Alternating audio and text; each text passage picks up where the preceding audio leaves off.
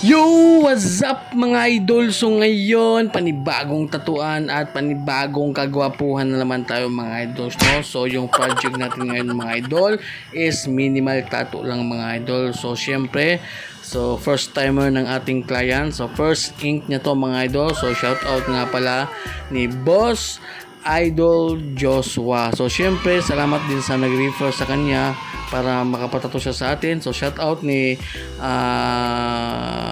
Kalumadre, no? So shout out ni Kalumadre.